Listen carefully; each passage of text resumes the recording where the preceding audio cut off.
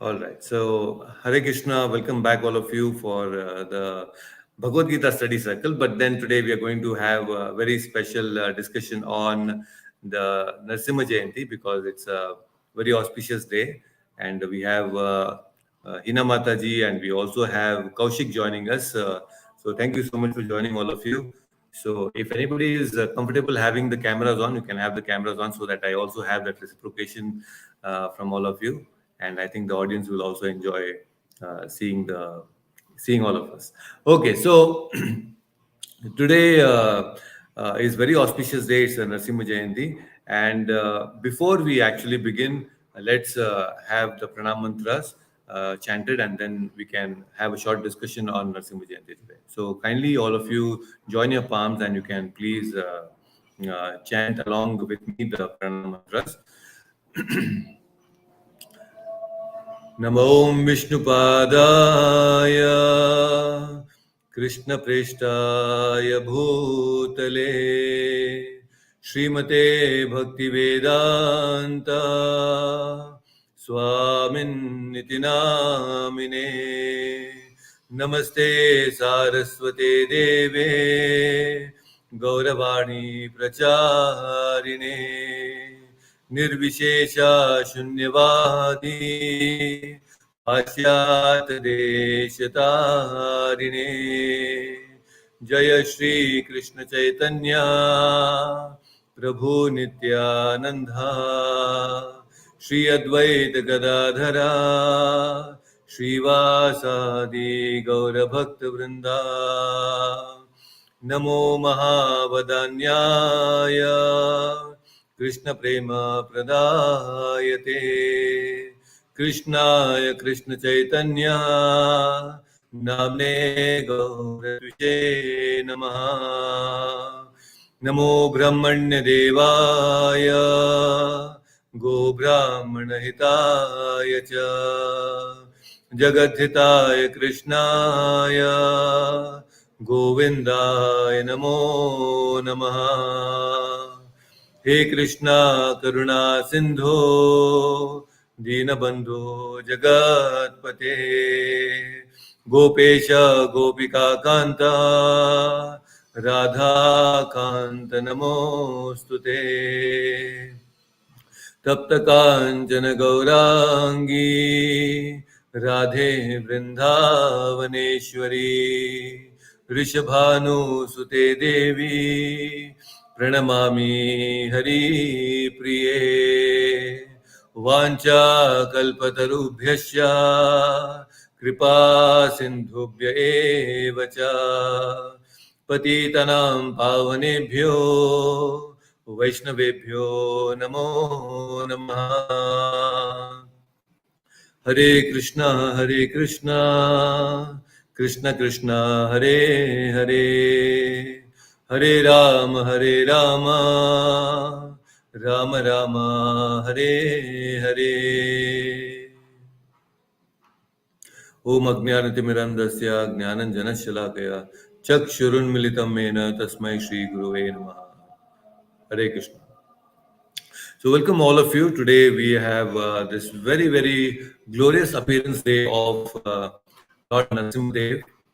We all know the pastime of Prahlad Narasimhadev, and briefly we are going to discuss some very important points about this very beautiful pastime and a historical pastime actually, where this small boy Prahlad Maharaj, with so much of devotion, he is surrendered to Lord Narasimhadev, and he is actually a disciple of Narada Muni. We all know that when Kayadu, the mother of Prahlad, who is actually the wife of Hiranyakashipu, so while he was in the mother's womb, his mother Kayadu, he was of instructed by Narad Muni about the glorious Bhagavata. Complete Bhagavad Katha and the glories of Lord were actually discussed by Narad Muni. In the womb itself, when Prahlad Maharaj, he heard everything from Narad Muni. So Narad Muni is actually the spiritual master of Prahlad Maharaj. So in one sense, we are actually Uh, we also consider Narad Muni to be our spiritual master. Why? Because we are also in the Brahma Sampradaya, and being a part of Brahma Sampradaya, uh, we actually are followers of Narada Muni, because Narada is the son of Brahma, and Brahma instructed Narada Muni. So now you see this small boy, when he was asked by his own demoniac father, and unfortunately, you see, this is what happens. Demons are very dangerous, and he's born in a demoniac family. So when he was just 5 years old, his father Hiranyakashipu asked him, "Oh, my dear boy, what have you actually learned in your school?" And what did he say? Okay, he said very clearly, this Prahlad Maharaj, Shravanam Kirtanam Vishnoho, Smaranam Padasevanam, Archanam Vandanam Dasyam, Sakhyam Atmanivedanam. So his reply was, Shravanam Kirtanam Vishnoho. Now, just listening to this, he became so angry, very, very angry. So much angry that his lips were quivering. When you become angry, your lips will, you start actually tightening your teeth and your lips start shaking. So he became so angry. So this is how, when you are dealing with demoniac people, they will not listen to anything that is related to Vishnu. And Vishnu is the greatest enemy of Hiranyakashipu. Why? Because Hiranyakashipu had a brother called Hiranyaksha, and he was killed by Vishnu.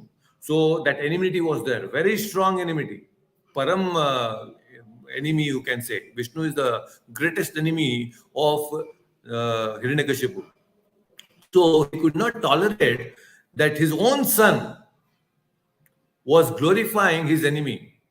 And it really doesn't matter when it comes to enmity, even your own son is of, he becomes the enemy if he's taking side of your enemy. That is how Hiranyakashipu, he thought that, okay, my son is glorifying my enemy, now he is of no use to me, I will kill him. And he tried so many ways to kill his small tender boy, but he could not actually kill him.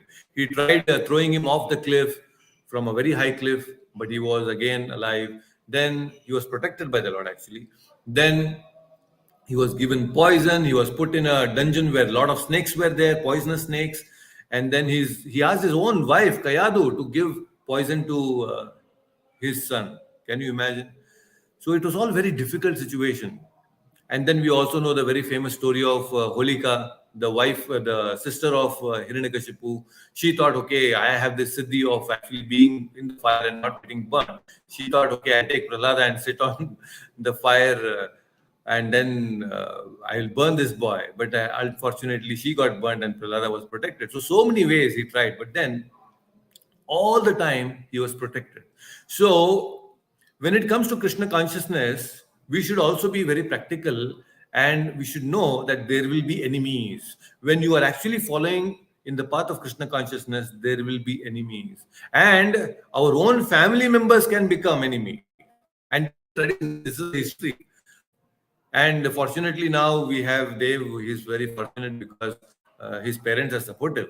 Otherwise, I have seen so many parents. If a boy goes and asks a father, okay, father, that I have started smoking, the father will say, oh, beta, please take only those filter cigarettes, okay? Don't take this ordinary cigarettes or BDs. You take filter cigarettes. Father, I'm going and drinking this wine. Oh, why wine? You take this vodka or whatever. The fathers will encourage like that. But if the boy goes and says that, oh, father, that I'm going to the ISKCON temple, then the father will say, no, no, no, no, no. You go to this Ganesha temple, this Devi temple, but you don't go to ISKCON temple. Because ISKCON temple means danger.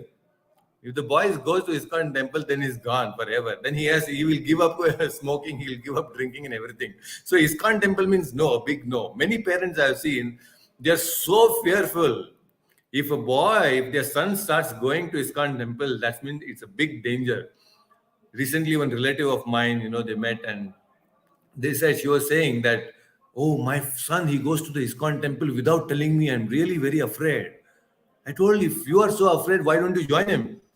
No, I don't want him to go. Why? Because they are fearful that what if he becomes like you?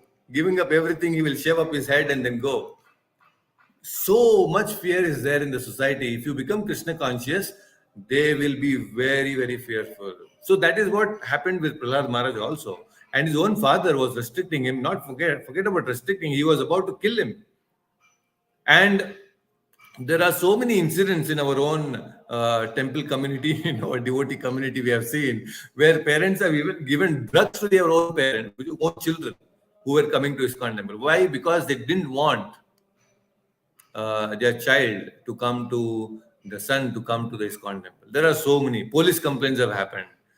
So many big fights have happened. Why? Because just because the son is going to the ISKCON temple, there was a police complaint. So there will be a lot of such cases. But what I'm trying to tell is there will be a lot of enemies. Naturally, when you become Krishna conscious, when you are on the path of becoming pure by chanting Hare Krishna mantra, by following Krishna conscious principles, automatically there'll be a lot of resistance from the society, resistance from our own family members, resistance from our own mind.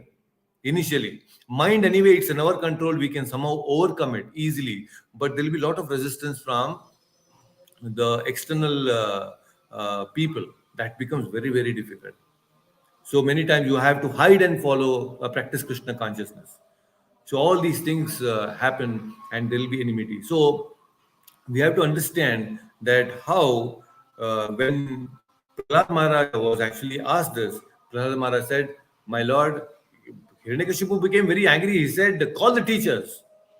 They are the one who are actually," he calls them Brahmana Bandhu or Brahma Bandhu. Brahma Bandhu means Brahmanas, but they are not following Brahmanical culture. Those are called Brahma Bandhus. So they are not called Dvija Bandhu, they are called Brahma Bandhu because they are Brahmanas, but they don't follow the Brahmanical culture. So Hiranyakashipu immediately called these teachers and said, "Why are you teaching my son all this nonsense?" They both folded their hands. "Please understand our situation. We don't know where this boy has learned all these things. We have never thought. We will never go against your will. But he has learned it somewhere. We don't know how. And in fact, he is teaching all other students also. He's converting them into Krishna devotees. What should we do?" So then Hiranyakashipu was even more angry, and he said, "Prahlad, why are you doing all this?"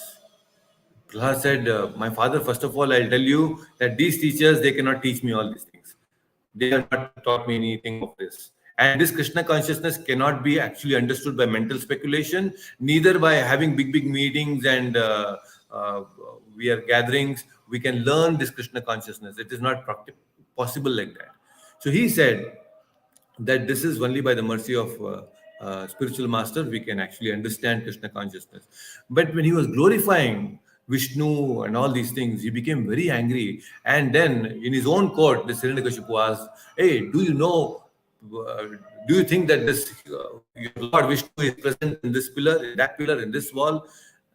Prahlada, he was very confident. He said, "Lord is everywhere and he is present in this pillar also."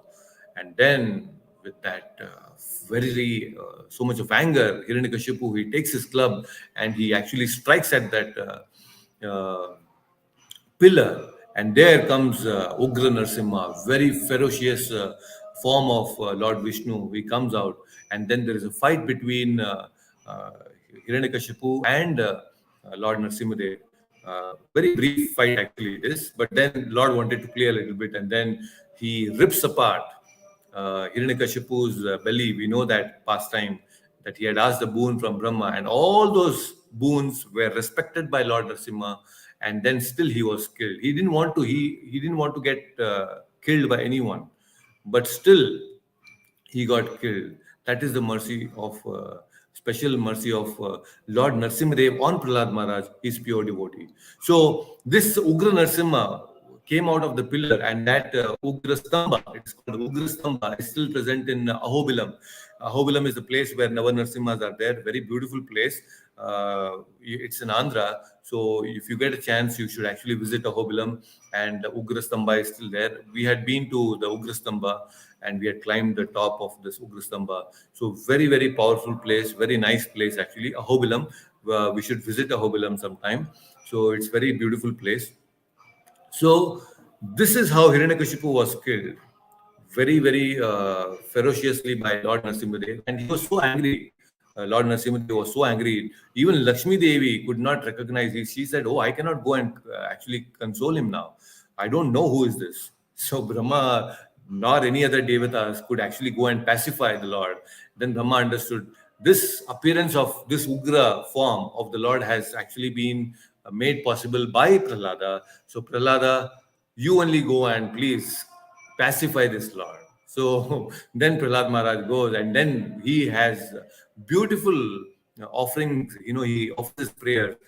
All these prayers are actually there in this Srimad Bhagavatam. In fact, I had shared these prayers with all of you. You can read some of the prayers today. If you get some chance, those prayers of Prahlad Maharaj, you can just read the translation. That will be really, very nice. So beautifully, he is glorifying the Lord. So then, after listening to the prayers of Prahlad Maharaj, Lord Narasimhadev was very, very pacified, and then he blesses Prahlad Maharaj to rule.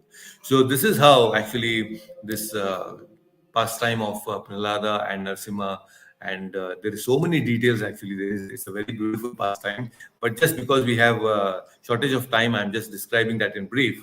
Why this? Because right now, like I told you, I have a very important news to all of you, because next month on June 13th, we are inaugurating a very beautiful temple. It's called Rajadi Raja Govinda Temple in Bangalore, Vasantpura. It is called Vaikunta Hill. In Bangalore North, we have Hare Krishna Hill, where we have a beautiful temple on a hillock. In South Bangalore also, we have a hillock, and there is a beautiful temple called Vaikunta Hill. It's called Vaikunta Hill, and it's a very beautiful temple, just like Tirupati Balaji. And there is also going to be a very tall structure, a skyscraper temple, where there will be a sky temple of Radha Krishna. So that is in the third phase. So we are actually completing the second phase by next month, and we are expecting the President of India, Shri Ramnath Kovind, to join us. So 13th he will be visiting, or maybe 14th he will be visiting us. So 13th, all the rituals and the great installation of all the deities. There will be one of its kind deity of Prabhupada, a stone deity. It is called Achala Pratishtapana. Achala Pratishtapana means there will be two types of Pratishtapana. There will be Chala Pratishtapana and Achala Pratishtapana. Chala Pratishtapana means a deity can be moved from one place to another place, one temple to another place. So it is possible if it is Achala Pratishtapana. If it is a Chala Pratishtapana. Achala Pratishtapana means you cannot move the deity. It will be fixed forever. So this is the first Achala Pratishtapana deity of Prabhupada, which we are going to have. It will be a stone deity, and there will be Hanuman, there will be Sudarshan Narasimha, there will be Lakshmi Narasimha, there will be Lakshmi temple, and there will be Rajadi Raja Govinda temple. There will be Hanuman and Gurudev also. So very massive temple, very big temple. It's going to be a major attraction in Bangalore city.